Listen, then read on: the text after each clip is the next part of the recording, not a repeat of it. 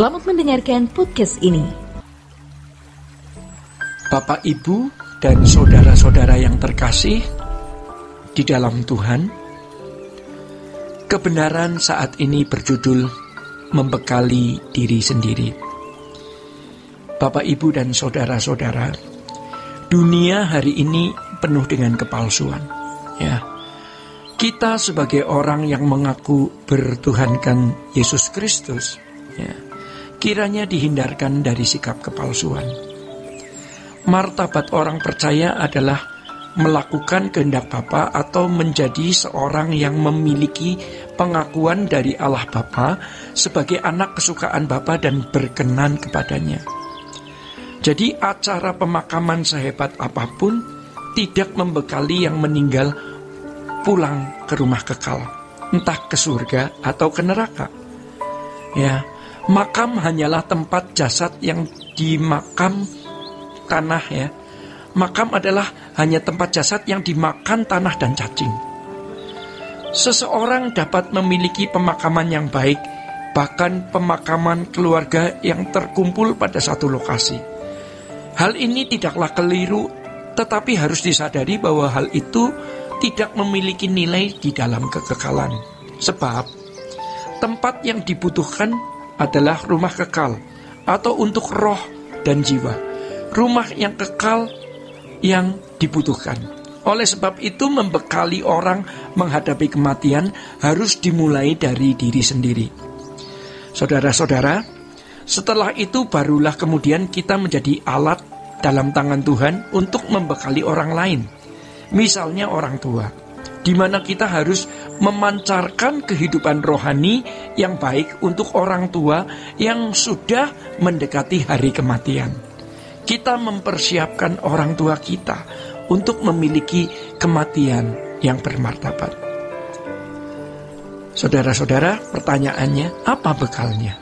Bekalnya adalah berkenan kepada Allah. Kalau kita menjadi manusia yang makin hari makin berkenan, kita pasti menulari orang lain, menulari bagaimana hidup berkenan kepada Allah. Kita harus mengajak orang tua untuk berkemas-kemas pulang ke langit baru dan bumi yang baru. Dalam percakapan kepada orang tua, kita harus mulai mengarahkan orang tua pada perkara-perkara yang di atas. Bekali orang tua kita dengan hal-hal rohani. Jangan setelah meninggalnya baru membuat upacara semegah-megahnya. Itu bukan bekal untuk orang tua masuk dalam kehidupan abadi. Saudara-saudara, harus diingat bahwa kematian bisa menjumpai siapapun, tidak tergantung usia. Demikian juga persiapan kita untuk anak-anak, di mana kita juga harus memikirkan hal-hal yang menyangkut kekekalan. Banyak orang tua takut berbicara mengenai surga dan kematian kepada anak-anak. Ya, hendaknya kita tidak merasa tidak terlalu dini untuk mengajarkan hal surga dan neraka serta kematian kepada anak-anak. Tentu kita harus berbicara dalam bahasa anak-anak, dalam kapasitas yang bisa diterima oleh anak-anak. Kematian bisa menjumpai siapa saja. Ya, sejak dini orang tua harus mengajarkan kebenaran dan bisa benar-benar menampilkan teladan hidup orang yang menghidupi kebenaran.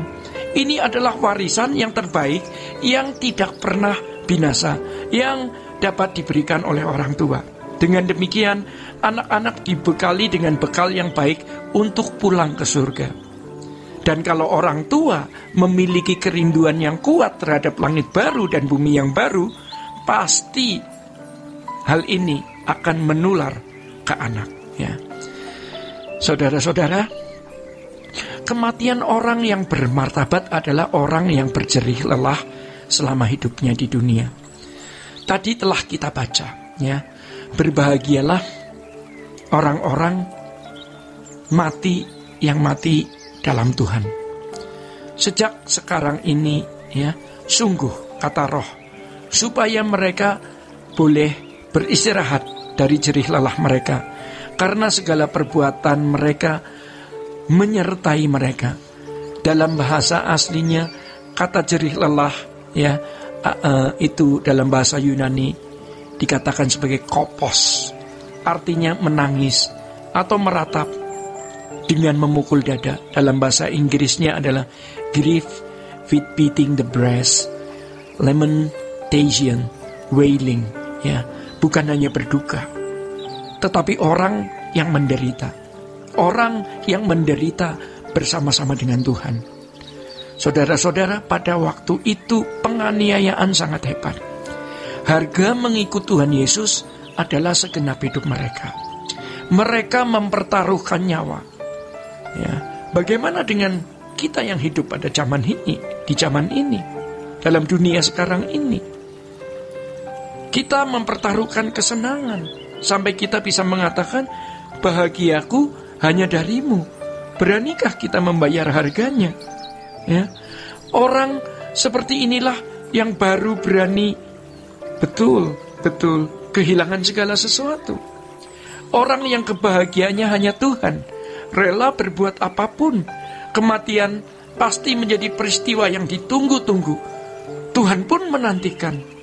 Ya, indah sekali ia tidak takut mati. Mati itu bahagia karena ketemu dengan yang menjadi kebahagiaannya. Inilah kematian orang yang bermartabat. Jadi kalau kita membaca kitab Wahyu 14, ya, ditunjukkan gambaran orang-orang yang bersama-sama dengan Yesus dalam perjuangan sampai akhir, setia sampai akhir. Maka kalau kita membaca 2 Timotius 4 ayat yang ke-6, Rasul Paulus mengatakan, mengenai diriku, darahku sudah mulai dicurahkan sebagai persembahan, dan saat kematianku sudah dekat. Tidak ada kesenangan lain kecuali ia bisa mencurahkan darahnya untuk Tuhan. Saudara-saudara, kita tentu ingin memiliki kematian yang bermartabat. Mari kita berjuang untuk hidup berpadanan dengan Injil. Jadi kalau orang benar-benar menerima Injil, hidupnya akan diubah Tuhan sedemikian rupa. Dan standar hidupnya itu Yesus sendiri. Kita tidak bisa lakukan ini kalau kita masih punya kesenangan-kesenangan yang lain. Maka kita harus melepaskan segala kesenangan yang masih tersisa. Dan komitmen ini harus kita perbaharui dari waktu ke waktu. Ya, kita tahu tidak mampu dengan kekuatan sendiri, tetapi Tuhan pasti akan menolong kita. Ya, maka dari pihak kita harus berani berjanji dan bertekad. Jangan sampai kita sudah terlanjur berumur sehingga sulit untuk diubah. Ya, sebab yang penting bukan panjangnya, tapi dalamnya, ya, agar kematian kita jadi benar-benar bermartabat. Bapak, Ibu, dan saudara-saudara yang terkasih di dalam Tuhan, demikian kebenaran saat ini. Sola Gracia.